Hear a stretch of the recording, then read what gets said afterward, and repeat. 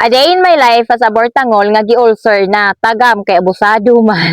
So for today's video mga bortangol kay moadto na pud mi ani sa buog kay mamalit na pud mi ani ginamos og bulad kay wa naman pud tay sud. So as usual magina inyong permi makita diari sa ako ang mga video nga na green grasshopper gini atong mga color diri kay wa man tay laing kaadtuan lisod pug mag-explore ta nga wa man tay kwarta. So stick to one ra kita diari sa tuang probinsya. Kuyog day na ako aning panahon na si bortangol ana og si bortangol maring susin nato kay ang ilahamang motor ang ato ang sakyan ang iyang bana mo'y mag-drive. Mayon na lang kay wa ni ulan nindot na ang panahon so mauto mang larga na dayon ta na miss na kong mag-vlog na kuyog sila og karon nahitabo na pud og balik so hinay-hinay na tagbalik mga bortangol dili ta magpaloya-luya no. Dayon nang larga na dayon mi mga bortangol so wala na kay ko nag-video basta kay ang importante nakaabot na mi ani sa buog dayon ni diretso na dayon mi diari sa may Pisco store diri ra mi ng grocery para dili na mi motabok para diretso na. Dayon diring dapita mga bortangol daghan jud kayo silang naka-display diri kung naa kay sari-sari store pwede ra pud kayo kamo adto diri og diri ka mang grocery para pud ipamaligya nimo sa imong mga tindahan. So first time na ako ni sulod diring dapita no daghan jud pud noon sila og mga paninda diri di man gid pud kamahayan kung moadto ka diari no. So pwede ra gid kag mamili maski unsa-unsa kumpleto sila diri kapigatas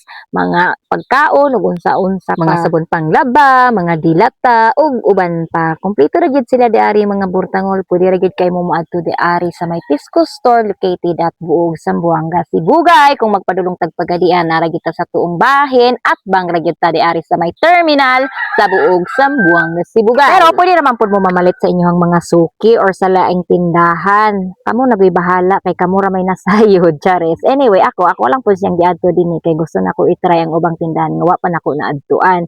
So pagkahuman na mo og bayad nanguli na dayon ni kay para masayo ang ato ang agi. Pagkahuman na mo og pang grocery ni ato na dayon mi sa ubos sa may wet market kay namalit ni og mga sudan. So mao na nga mo ang terminal. So ang atbang ana mo to ang Pisco store. Pagkahuman na mo og pamalitan na nanguli na dayon mi kay naluya naman pud ang bibi na. So totally dili pud kay ta okay at least nagka-improve na nga naay chance nga ma-okay ko. Dili lagi magpasulabi og abusado sa ato ang lawas mga bortangol kay kita raman pud gihapoy mag-antos no mauna mo nagiingon ka mukaon gani ka sa tamang oras dili gid moingon nga mag-diet kay ikaw ra man gihapoy magbago sa tanan. So pasulod na dayon ta diring dapita mga bortangol kay padulong na ni Samu so diring dapita rapod pagyud ta so basi day pohon ug naay mga maluluyon din ha masiminto ra ni dire o di ba di nami magliso dili nami murag mga pangpang na nga mo ang mga matres aning panahon. Ug dire ra day kutob ang dalan mga bortangol no so pwede ra man ni ilapos kung buot lang pero kay wa pa man gid siya nabuo nga dalan no. Ang importante ani duol na lang ni dili na siya layo so mo to pagkahuman manglakaw na pud ta ani mga bortangol kay wa pa man sa unahan ang ato ang balay. Yes mga bortangol oy ang amo ang balay kay naa pa diri sa may bukid